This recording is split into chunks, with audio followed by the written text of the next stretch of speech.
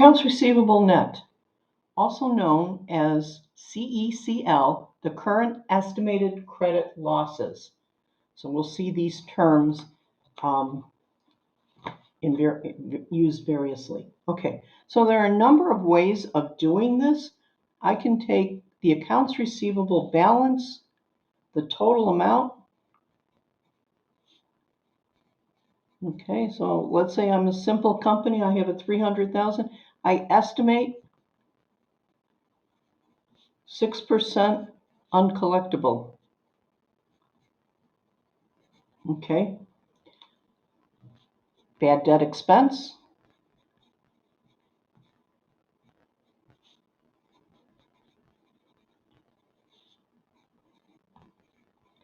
Debit, credit, allowance for credit losses.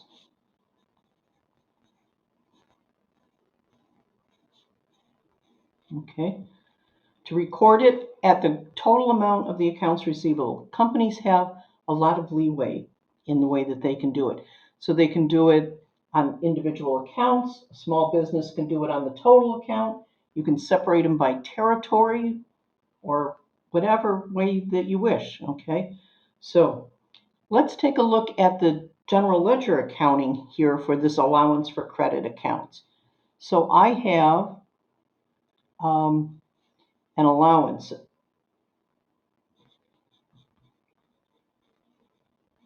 And it's going to say either a credit balance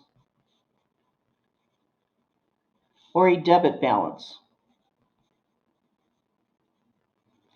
So they start out with a problem and it starts out and it says it's a credit balance or a debit balance. So let's see what the differences are. I'm going to use T accounts here.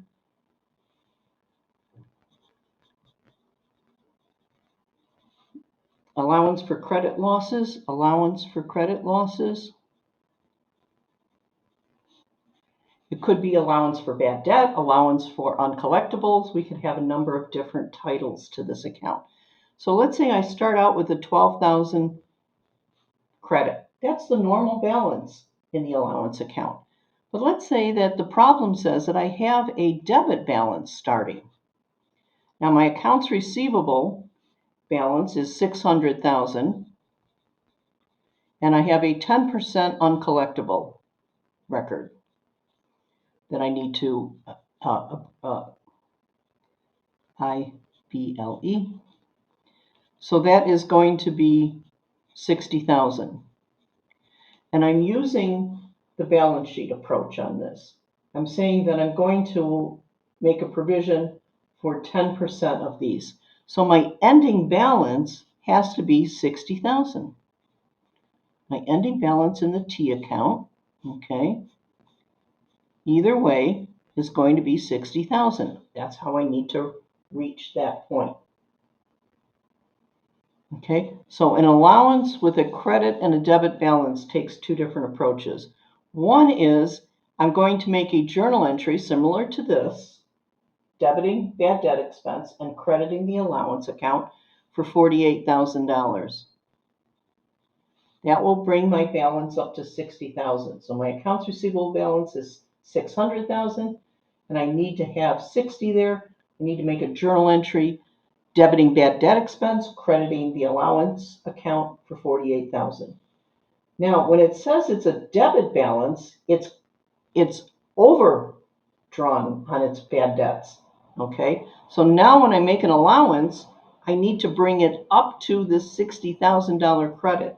So what do I need to do? I need to dig myself out of the hole here where I underestimated and put it in this year's estimate. So bad debt expense is going to be debited for 72,000 in this case, and allowance is credited for 72,000.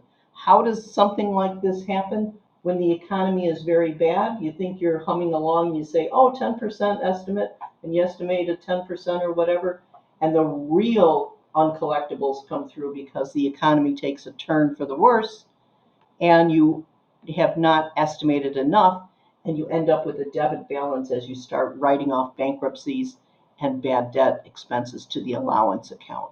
That's how that account gets into a debit balance. So it's very realistic, and it varies with the economy. Most of the time, it's a credit balance. Most of the time, people do a good job of estimating. That's the journal entry approach when accounts receivable net is a credit and a debit balance. So that's my gross amount. All right. So I have various ways of doing my accounts receivable net. Okay. Accounts receivable net. So my credit loss estimates, I can use an aging approach. And in this case, your aging data would be provided to you. You would have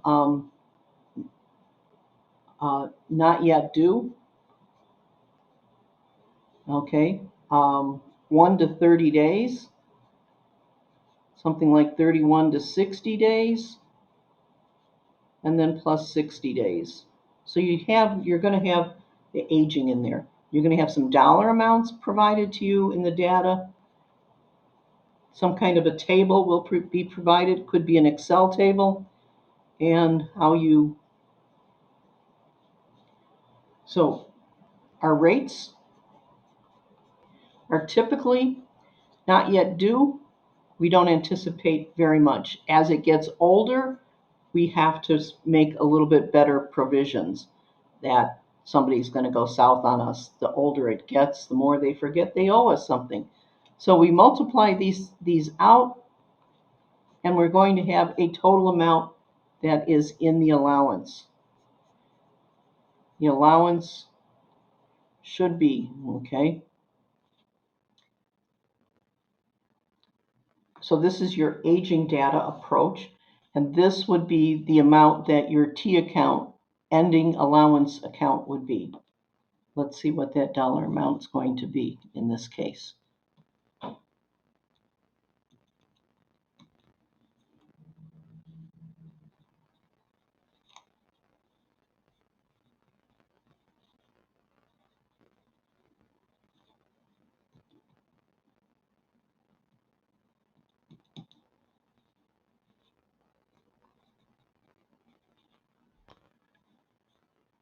Three, four, five, 8,000.